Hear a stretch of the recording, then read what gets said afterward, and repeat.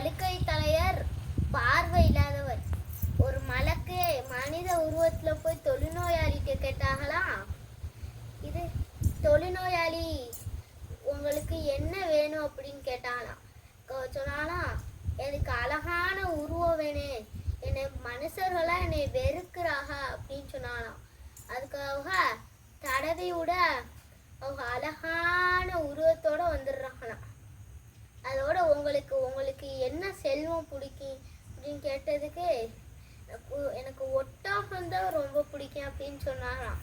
அதுக்கு ஒரு ஒட்டகத்தை கொடுத்து இது மேல அல்லாஹ் அருள் புரியுவானாங்க அப்படின்னு சொல்லிட்டு அந்த அந்த மலக்கு மாதிரி அந்த மலக்கு வந்து போயிட்டாங்களாம். அதோட ஒரு வழுக்கை தலையிட்டு அதே மாதிரி மலக்கு வந்து மனுஷரா வந்தாங்களாம். இப்ப கேட்டாங்களாம், உங்களுக்கு என்ன வேணும், எனக்கு நல்ல அழகான முடி வேணும், அது தடையை விட அழகான முடி வந்துருக்கான். அதோ உங்களுக்கு என்ன செல்வம் பிடிக்குன்னு கேட்க, இது வந்து எனக்கு வந்து மாடு பிடிக்கும் அப்படின்னு சொன்னோட ஒரு கர்ப்பமான மாடை கொடுத்து நல்ல அருள் புரியுமானாக அப்படின்னு சொல்லிட்டு போயிட்டாங்க. அதோட ஒரு பார்வை இல்லாதவர்கிட்ட போய் உங்களுக்கு என்ன வேணும் அப்படின்னு கேட்க, எனக்கு வந்து நல்ல அழகான பார்வை அது வேணும் அப்படின்னு சொல்லியிருக்காங்க. அதோட அதை கொடுத்தோன்னா உங்களுக்கு என்ன செல்வம் பிடிக்கும் அப்படின்னு கேட்டிருக்க, அவங்க ஆடுன்னு சொல்லியிருக்காங்க.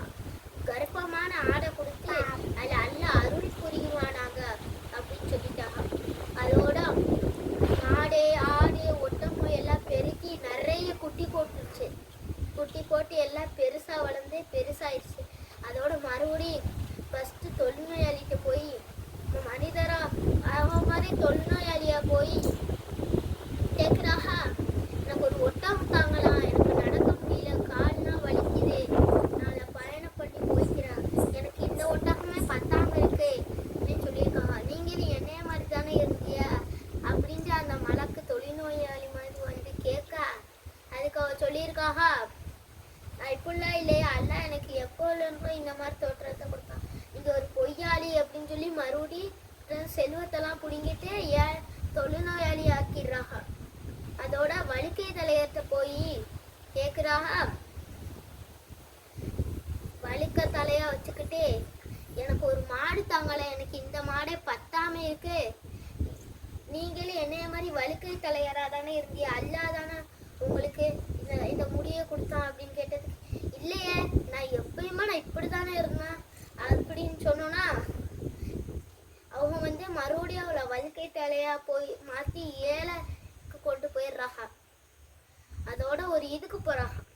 இந்த பார்வை இல்லாட்ட அவங்களும் பார்வை இல்லாம போய் எனக்கு ஒரு ஆடு தாங்க, உங்களுக்கு தேவைப்பட்ட ஆடை பூரா எடுத்துக்கோங்க அப்படின்னு சொல்லுவாங்க. அந்த பார்வை இல்லாதவங்க, நீங்களும் என்னைய மாதிரி தானே இருந்தீங்க, ஆமா நானும் உங்களை மாதிரிதான் இருந்தேன், நானும் உங்களை மாதிரிதான் இருந்தேன், எனக்கு அல்லாதான் இந்த அழகான கண்ணை கொடுத்தான் பார்வையை கொடுத்தான் அப்படின்னு சொல்ல, அஸ்ஸலாமு அலைக்கும் வரஹ்மத்துல்லாஹி வபரகாத்துஹு.